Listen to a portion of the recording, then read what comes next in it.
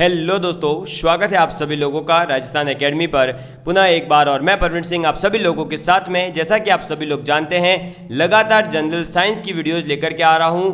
और general science की ये वीडियोस जो है वो आप सभी लोगों के लिए, चाहे एलडीसी, वनपाल, RAS, first grade, second grade, constable, patwari, जहां कहीं भी जनरल साइंस आती है उन सभी एग्जाम्स के लिए ये इंपॉर्टेंट है। और हम बात कर रहे थे मनुष्य के रक्त के बारे में, रक्त के वर्गों के बारे में अपन ने बात करी थी, जिसके अंदर मैंने बताया था कि रक्त के जो वर्ग है उसके बारे में लैंड स्टीनर ने बताया था। और जो हमारा एक चौथा वर्ग आता है ए बी, उसकी खोज किसने करी थी? तो डी कैस्टलो और स्टिनली ने करी थी। फिर मैंने इसके अंदर बताया था कि कौन से वर्ग के ब्लड में जो है कौन सा एंटीजन और एंटीबॉडी प्रेजेंट होता है, और ए ब्लड वाला है वो किसको दे सकता है, किसका ले सकता है, इसके बारे में बताया था। मनुष्य में रक्तदान के बारे में कंप्लीट डिटेल में बताया था। फिर मनुष्य के रुधिर वर्ग का जो जीन होता है, ठीक है, उसके बारे में बताया था। और उसके बाद मैंने बताया था कि अगर माता ए है, पिता का भी ए है, तो आपकी जो संतति होगी उसके अंदर ए होगा या ओ हो सकता है, लेकिन नहीं हो सकता कौन सा, ए बी या फिर बी नहीं हो सकता है। इसी प्रकार से ए बी हो तब, ए बी हो तब, ए बी हो तब, इस प्रकार से सभी के मैंने आपको टाइप्स बता दिए थे। आज हमारा न्यू टॉपिक इसके अंदर ही ब्लड का ही एक भाग है, जिसे हम कहते हैं RH फैक्टर या RH एंटीजन।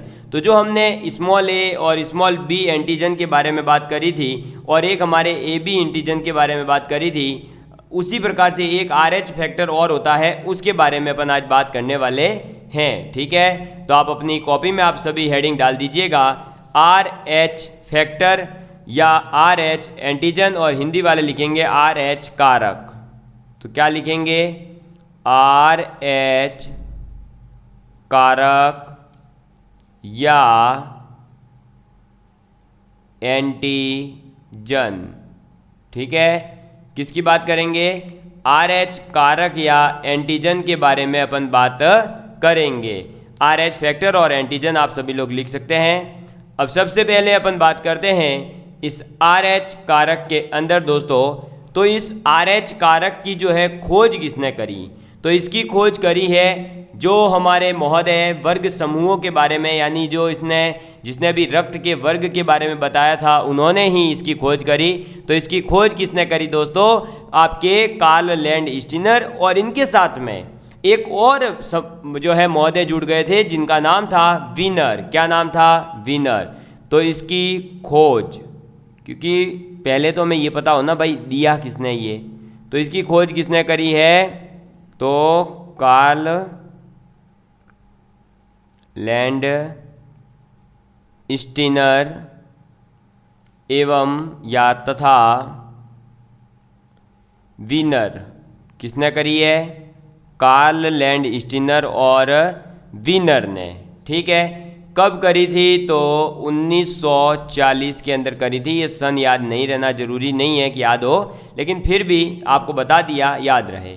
अब इन्होंने खोज करी है, तो भाई खोज तो कर ली, लेकिन ये खोज करी कहाँ पर, किस में करी? सबसे पहले कहीं ना कहीं तो देखा होगा, तब खोज हुई होगी। तो इन्होंने इसकी जो खोज की थी, तो देखो RH फैक्टर या एंटीजन की खोज कार्ल लैंड स्टीनर तथा वीनर ने 1940 में रिसस बंदर की रेड ब्लड सेल्स, लाल रक्त कणिकाओं में की। समझ में आ गई बात? तो कार्ल लैंड स्टीनर और वीनर ने 1940 में रिसस बंदर की RBC में खोज करी थी। अगर ये वीनर याद नहीं रहे तो आप याद रखना कि वानर यानी होता है बंदर, यानी कि कार्ल लैंड स्टीनर और वानर ने जो है मिल करके वानर के अंदर खोज करी थी। किसकी? RH फैक्टर की। ठीक है, ये फैक्टर मनुष्य के अंदर भी पाया जाता है। ऐसा नहीं है कि बंदर के अंदर खोज हुई है तो ये बंदर में ही पाया जाएगा, ये मनुष्य के अंदर भी पाया जाता है। और इसी के आधार पर, इस कारक के पाए जाने के आधार पर ही मनुष्य के जो है दो भाग किए गए, या मनुष्य का जो वर्गीकरण है वो दो टाइप से किया गया है।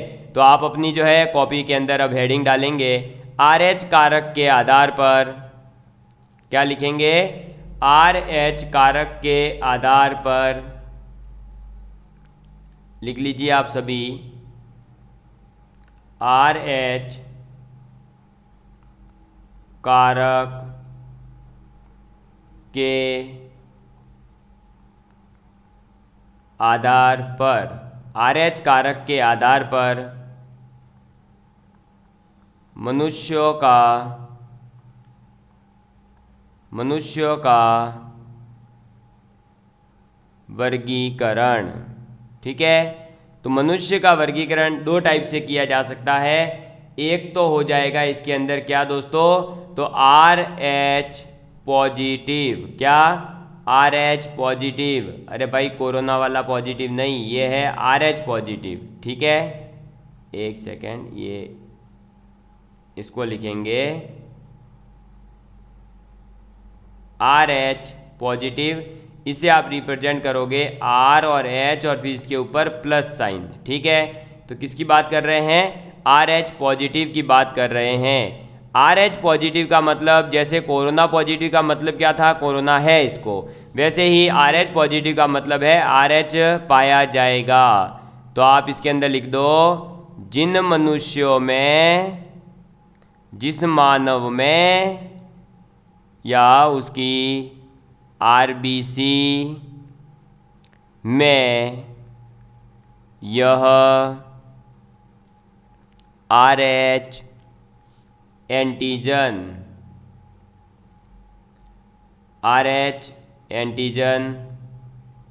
उपस्थित, यानी प्रेजेंट, उपस्थित होगा, उन्हें RH प्लस मनुष्य कहते हैं। क्या कहते हैं, RH प्लस, यानी कि RH पॉजिटिव मनुष्य कहते हैं। समझ में आ गई बात, ये क्लियर है, ये चीज़ आप याद रखिएगा। ठीक है, तो RH पॉजिटिव का मतलब क्या है, उसके अंदर, उस मनुष्य के अंदर क्या पाया जा रहा है, RH फैक्टर या RH एंटीजन जो है वो पाया जा रहा है उसकी RBC में। चलिए, दूसरे टाइप के मनुष्य कौन से होते हैं, जो RH नेगेटिव होंगे। क्या होंगे, RH निगेटिव। ठीक है, RH निगेटिव, तो ये RH नेगेटिव साइन। इसका मतलब क्या है भाई, RH पॉजिटिव का मतलब उपस्थित था, तो सीधी सी बात है RH, अब इसमें शॉर्ट ही लिख दो, RH एंटीजन अनुपस्थित, यानी एब्सेंट होगा। ठीक है, अनुपस्थित, बस ये याद रख लेना। तो RH एंटीजन जिसके अंदर अनुपस्थित है उसे आप कहोगे RH नेगेटिव, और जिसके अंदर उपस्थित है उसे हम क्या कह सकते हैं, उसको हम कह सकते हैं RH पॉजिटिव। समझ में आ गई बात, क्लियर है। ये चीज़ आपकी अगर क्लियर हो चुकी है तो अपन चलते हैं आगे की ओर। तो इसकी नेक्स्ट जो आ जाती है वो आप लिखेंगे अब क्या हेडिंग, कि RH नेगेटिव एंटीजन की वंशागति होती है, क्योंकि जो RH पॉजिटिव है दोस्तों, उस लक्षण पर RH नेगेटिव लक्षण जो है उसके ऊपर ये प्रबल होता है, इस वजह से RH नेगेटिव एंटीजन की वंशागति होती है। समझ में आ गई बात, तो ये चीज़ भी आपको याद रखनी है, इसको आप लिख लीजिए कि RH नेगेटिव एंटीजन की वंशागति, तो ये क्यों होती है, क्योंकि RH पॉजिटिव लक्षण RH नेगेटिव लक्षण पर प्रबल होता है। ठीक है, तो आप यहाँ पर अब ये पॉइंट लिख लेंगे एक स्टार डाल करके कि RH पॉजिटिव लक्षण RH नेगेटिव लक्षण पर प्रबल, यानी कि डोमिनेंट। और इसके बारे में डोमिनेंट का मतलब क्या होता है, ये चीज़ हम ऑलरेडी पढ़ चुके हैं, प्लेलिस्ट के अंदर वीडियोज़ अवेलेबल है, आप जा कर के देख सकते हैं। तो RH पॉजिटिव लक्षण RH नेगेटिव लक्षण पर प्रबल होता है। ठीक है, समझ में आ गई बात, ये चीज़ आप याद रखेंगे। अब हमने जो पीछे समझा था एक कॉन्सेप्ट, क्या कि A से B में, B से A में ओ से ए बी में, ए बी से ए में, किस में कौन सा रक्त दिया जा सकता है और कौन सा नहीं देना चाहिए। नहीं इसलिए देना चाहिए क्योंकि अगर आपने कोई उल्टा ब्लड दे दिया तो उसके अंदर क्या हो जाएगा, अभिश्लेषण हो जाएगा, कोगुलेशन हो जाएगा और क्या हो जाएगा, उस व्यक्ति की मृत्यु हो सकती है। तो उसी प्रकार से जब RH फैक्टर उपस्थित हो तो उसके आधार पर जब आप पॉजिटिव या नेगेटिव हैं तब आप कौन सा ब्लड कौन सा दे सकते हैं, नहीं दे सकते, उसकी बात करते हैं। तो आप यहाँ लिखेंगे RH पॉजिटिव ही, क्योंकि नेगेटिव है उसके अंदर तो ये है ही नहीं, तो उसकी तो भेजामारी ही नहीं है। जब पॉजिटिव है उसके अंदर RH फैक्टर उपस्थित है तो उसके रुधिर का आदान कैसे करोगे, ठीक है, इसकी बात करते हैं। इंग्लिश मीडियम से है तो आप लिख सकते हैं transfusion of RH positive blood, ठीक है, क्लियर है। चलिए अब बात करते हैं RH पॉजिटिव ब्लड का अगर करना है तो देखिए दोस्तों, सामान्यतः जो मनुष्य है उसके रुधिर में RH एंटीजन का एंटीबॉडी यानी RH नेगेटिव नहीं पाया जाता है, किंतु यदि हम जो है रुधिर आदान में किसी RH नेगेटिव को किसी RH पॉजिटिव का अगर ब्लड चढ़ा दें तो उस समय जो व्यक्ति ले रहा है यानी जिसका RH नेगेटिव है उसके लिए RH एंटीजन जो है वो क्या हो जाएगी, एक नई बॉडी हो जाएगी, एक पूरा का पूरा जो है उसके लिए तो क्या हो जाएगी, फॉरेन बॉडी हो जाएगी, विदेशी बॉडी बन जाएगी और उसकी तरह ही फिर कार्य करेगी। और उससे क्या हो जाएगा, जो व्यक्ति ब्लड ले रहा है यानी जो RH नेगेटिव है उसके रुधिर में जो RH एंटीजन्स है उससे प्रतिक्रिया करके RH नेगेटिव एंटीबॉडी का भी निर्माण होगा और इससे तो जो है फिर ग्राही व्यक्ति पर कोई विशेष प्रभाव नहीं पड़ता है।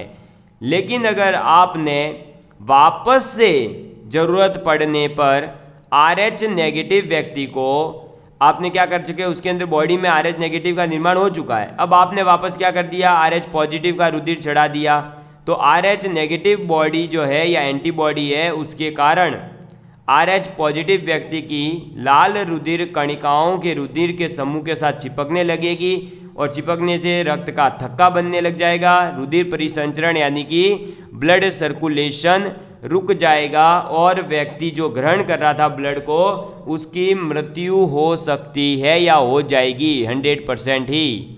समझ में आई बात। तो आपको क्या याद रखना है कि अगर कोई RH पॉजिटिव है कोई RH नेगेटिव है, भाई देखो दो चीज़ें होगी, यहाँ लिख लो आप, RH पॉजिटिव है और ये RH नेगेटिव है, ठीक है। तो RH पॉजिटिव है इसका मतलब उसके अंदर RH फैक्टर प्रेजेंट है, RH एंटीजन उसके अंदर है।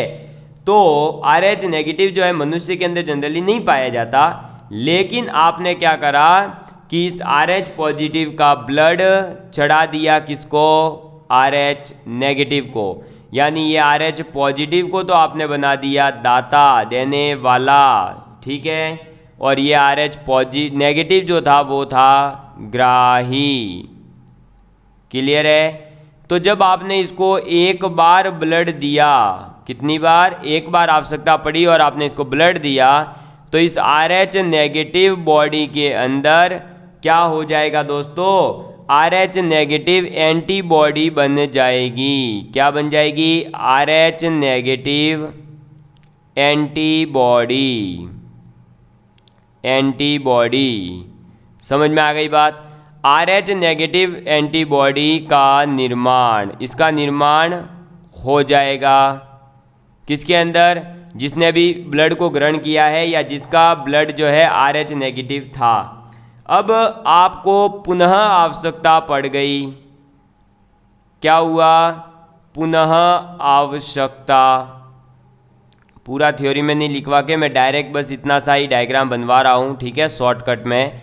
पुनः आवश्यकता बन गई तो ये जो RH नेगेटिव एंटीबॉडी पहले बन चुका था वो अब क्या करेगा, ये RH नेगेटिव एंटीबॉडी जो पहले बन चुका है, पहली बार आपने जब ट्रांसफ़र किया ब्लड का तब, अब ये RH नेगेटिव बॉडी जुड़ जाएगी किसके साथ, RH पॉजिटिव की RBC के ब्लड के साथ में, और जब ये दोनों अटैच हो जाएंगे पॉजिटिव और नेगेटिव, तो रुधिर का थक्का जमने लग जाएगा। क्या होगा?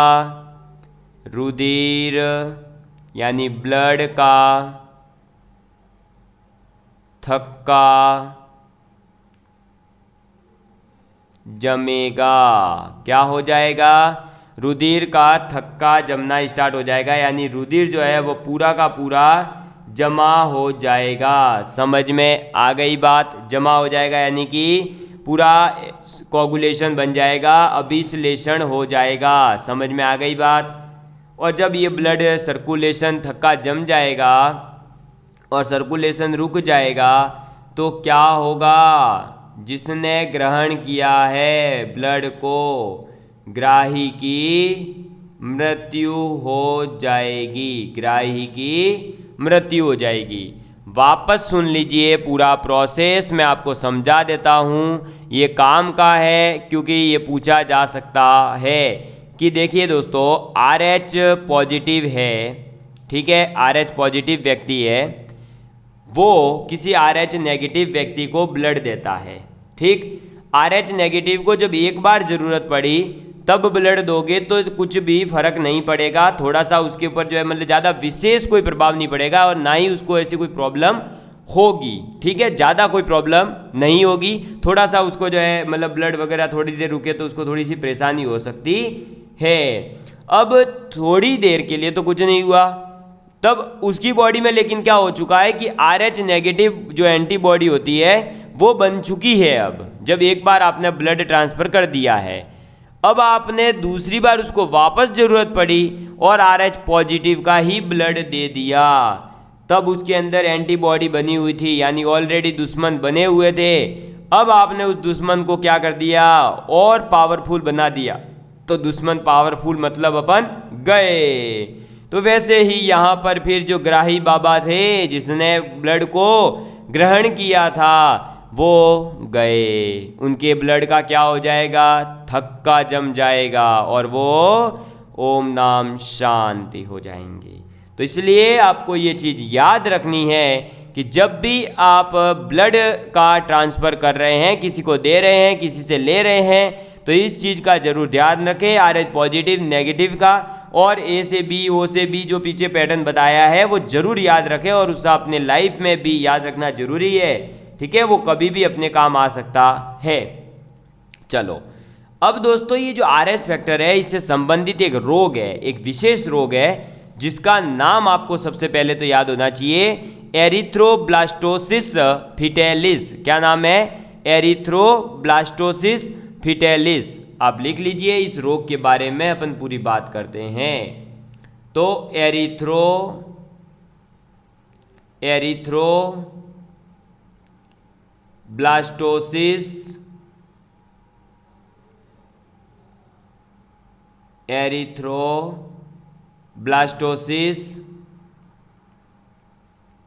फिटेलिस।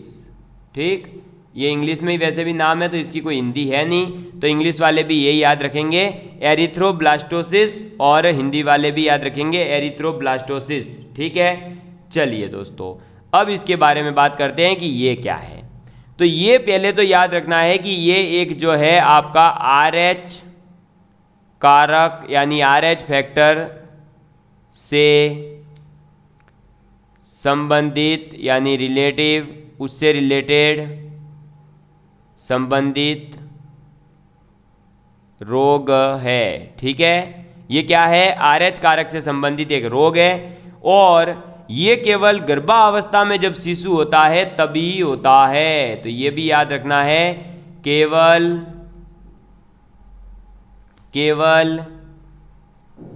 गर्भावस्था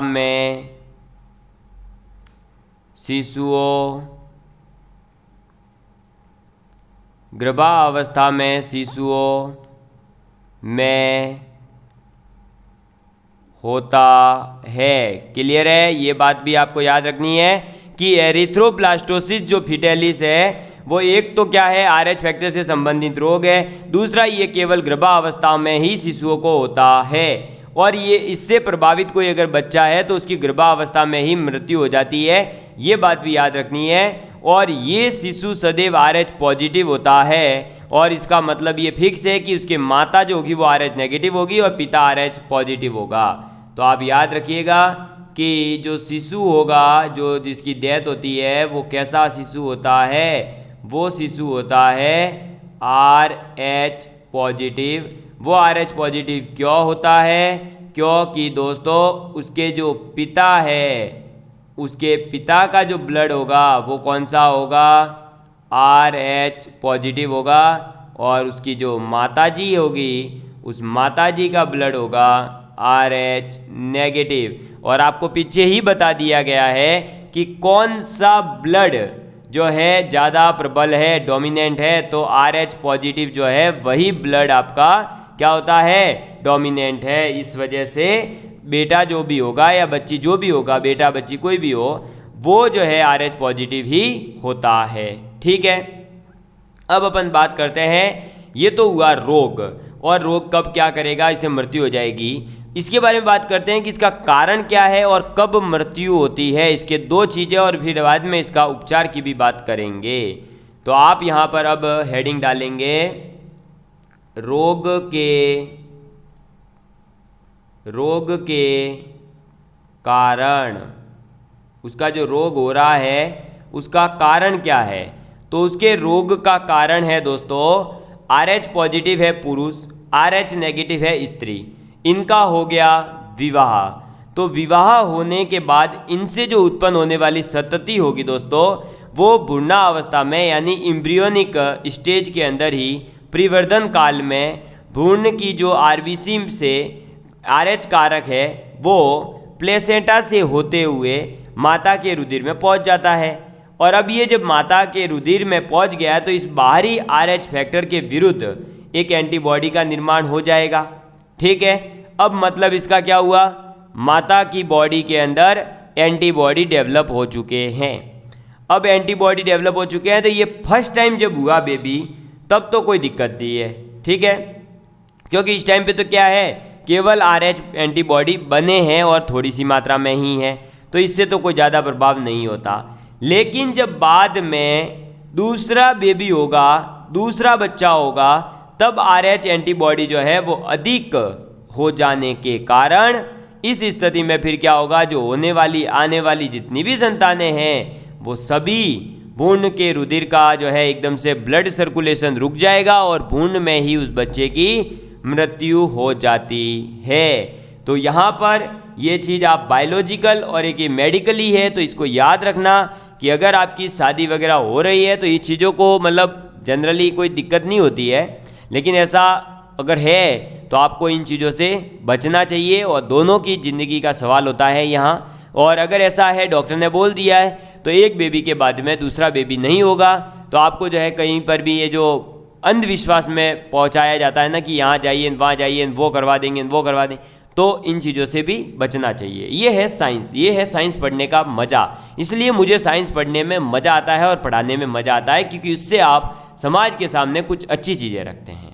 तो आप इस चीज़ को अब लिख लीजिए दोस्तों कि अगर पिता है और इधर है माता, पिता अगर है RH पॉजिटिव, माता है RH नेगेटिव, तो इन दोनों से होने वाली जो संतान है दोस्तों, वो संतान कैसी होगी? एक तो RH पॉजिटिव हो जाएगी, ये बात याद रखना। और दूसरी बात क्या होगा कि जो आपका RH फैक्टर है वो अब पहली संतान के बाद, आप ये लिख लो, पहली संतान के बाद माता के शरीर में RH एंटीबॉडी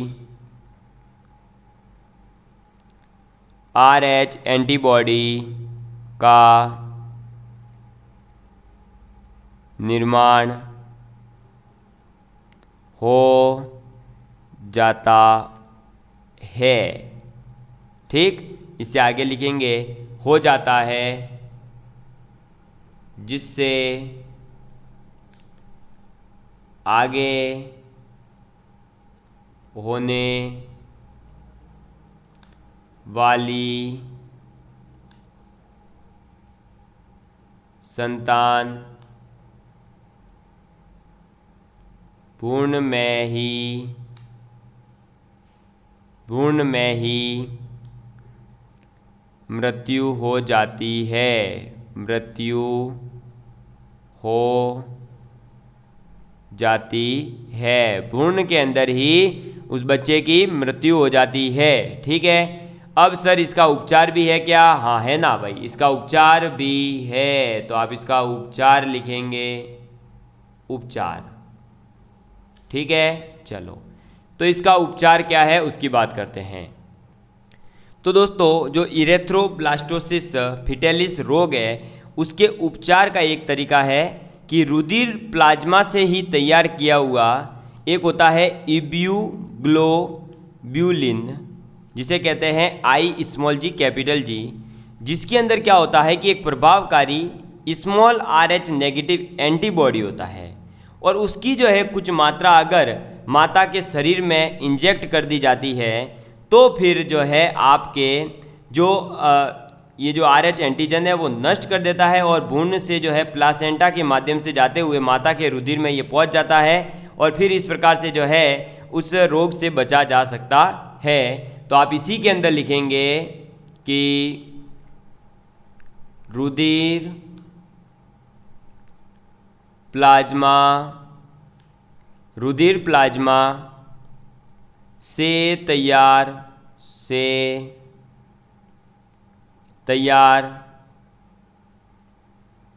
किए गए ये नाम याद रखना, इम्यूनोग्लोब्यूलिन। ठीक है, क्या नाम है? इम्यूनोग्लोब्यूलिन, ये याद रखना। इसके ब्रैकेट में आप ये भी याद रखना, इसे रिप्रेजेंट करते हैं IG। ठीक है, जिसमें अत्यंत प्रभावकारी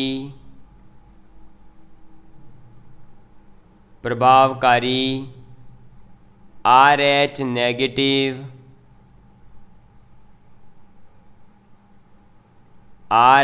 नेगेटिव एंटीबॉडी होता है। ठीक है, क्या होता है? RH नेगेटिव एंटीबॉडी होता है, और इसकी अगर कुछ मात्रा होता है कि कुछ मात्रा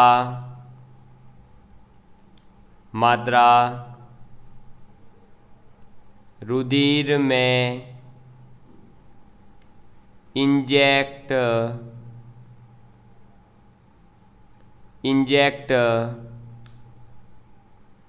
की जाती है। ठीक है, तो इसकी इंजेक्ट करने से फिर क्या होता है कि जो इम्यूग्लोबिन होता है वो RH एंटीजन को नष्ट कर देता है, और फिर भ्रूण से प्लासेंटा के माध्यम से माता के रुधिर में ये वापस से पहुंच जाता है, और इस प्रकार से जो है इस रोग से आप बच सकते हैं। ये बात आप लोगों को याद रखनी है। और आपको एक बात बता दूं दोस्तों कि RH पॉजिटिव होने पर जो है संतति का प्रभाव कैसा होगा, यानी संतति कैसी हो सकती है माता पिता के क्या होने पर, तो वो आप एक बार यहाँ पर बना लेंगे कि इधर है आपके पिता, ठीक, इधर अपन लिख रहे हैं माता के लिए, और इधर जो उनकी संतति होगी यानी जो बच्चा होगा उसके बारे में। तो देखिए इसके अंदर पिता के अंदर है मान लो RH पॉजिटिव, फिर पिता का है RH नेगेटिव, फिर वापस पिता का है RH नेगेटिव, और वापस है RH पॉजिटिव। ये 4 केस क्यों लिए हैं देखिए, माता का हो सकता है RH पॉजिटिव, तो दोनों का पॉजिटिव पॉजिटिव, एक का पॉजिटिव एक का नेगेटिव, यानी पिता का नेगेटिव तो माता का वापस पॉजिटिव, पिता का नेगेटिव माता का भी नेगेटिव, और पिता का पॉजिटिव और माता का नेगेटिव। ठीक है, तो संतति देखिए क्या होगी। तो जब दोनों के पास पॉजिटिव है तो नॉर्मल RH पॉजिटिव होगा, कोई दिक्कत नहीं। पिता का नेगेटिव है माता का पॉजिटिव है तो भी ये RH पॉजिटिव होगा, कोई दिक्कत नहीं, क्योंकि पॉजिटिव जो कारक है वो ज़्यादा डोमिनेंट है, पिता से कोई लिंक नहीं है। RH नेगेटिव नेगेटिव है दोनों तो भी कुछ नहीं, संतति जो है वो RH नेगेटिव हो जाएगी, और क्या होगा ज़्यादा से ज़्यादा। लेकिन अगर पिता का पॉजिटिव है और माता का RH नेगेटिव है तो बच्चा होगा RH पॉजिटिव, और इस शिशु में यह आपको याद रखना है कि इस केस में क्या हो जाएगा, शिशु में जो आपका रोग है कौन सा, इरिथ्रोब्लास्टोसिस,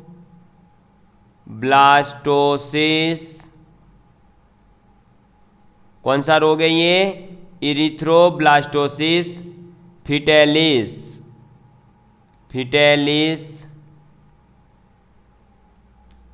होने का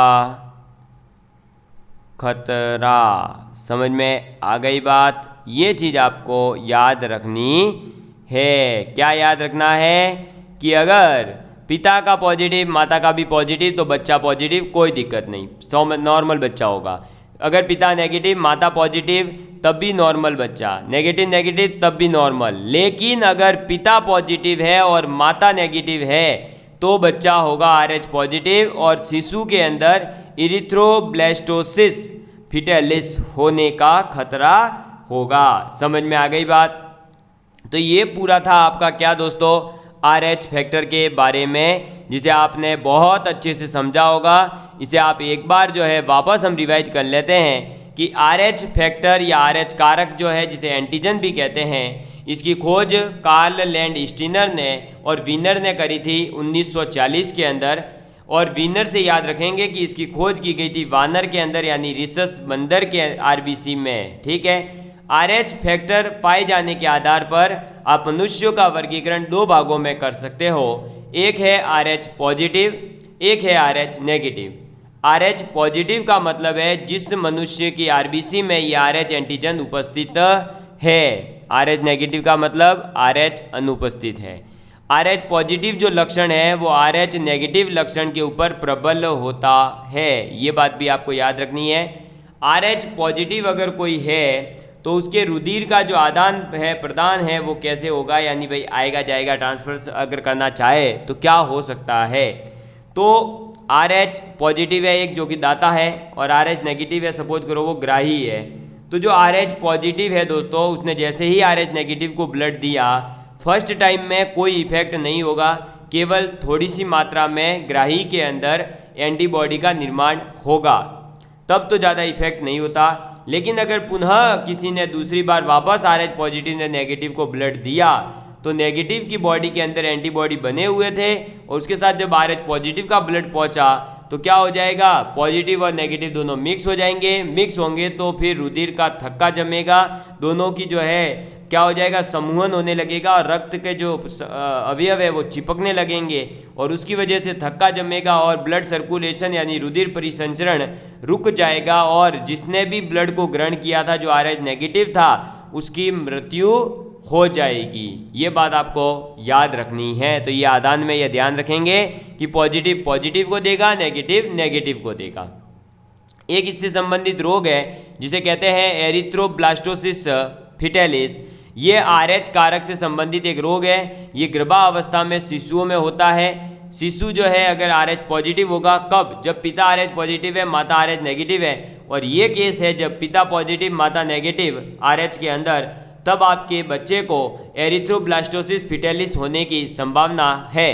अब इस रोग का कारण क्या होता है कि पिता जब RH पॉजिटिव है माता RH नेगेटिव है, तब इनकी जो होने वाली संतान है उसमें क्या होगा, पहली संतान से जब आपका ब्लड जो है वो माता के प्लेसेंटा से होते हुए बच्चे तक पहुंचेगा, तब उसमें क्या हो जाएगा, RH एंटीबॉडी का निर्माण हो ही चुका होगा, तो पहली बारी में तो कोई दिक्कत आएगी नहीं। लेकिन जब दूसरा बच्चा होगा तो दूसरी बार क्या होगा दोस्तों कि भ्रूण के अंदर जो है आप लोगों ने देख लिया कि क्या बन चुका है, एंटीबॉडी बन चुका है। और जब एंटीबॉडी बन चुका है तो एंटीबॉडी की वजह से अब जैसे ही RH पॉजिटिव जाएगा तो क्या होगा, बच्चा जो है सर्कुलेशन नहीं कर पाएगा ब्लड का और बच्चे की डेथ हो जाएगी। तो भ्रूण अवस्था में ही उसकी मृत्यु हो जाती है। सर इसका उपचार एक ही है कि रुधिर प्लाज्मा से तैयार किया हुआ होता है इम्यूनोग्लोब्यूलिन IgG, जिसके अंदर क्या होता है कि एक अत्यंत प्रभावकारी स्मॉल RH नेगेटिव एंटीबॉडी होता है।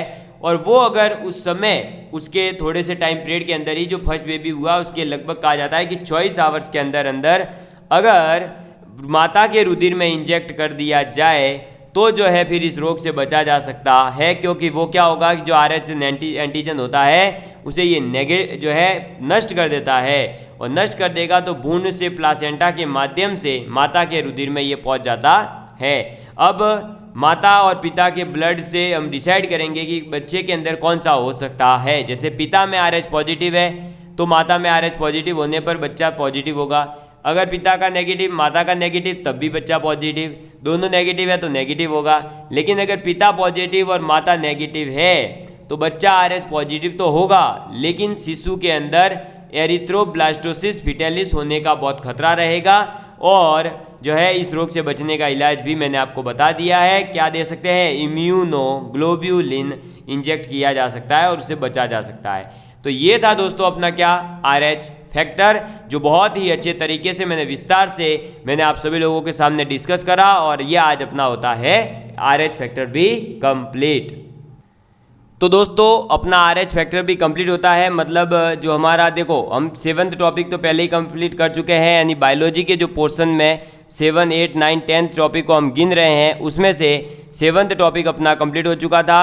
10th टॉपिक के अंदर अपन ने ब्लड ग्रुप्स के बारे में बात कर ली, जो कंप्लीट हो गया। ब्लड ट्रांसफ्यूजन के बारे में बात कर ली, कंप्लीट हो गया। RH फैक्टर के बारे में बात कर ली, कंप्लीट हो गया।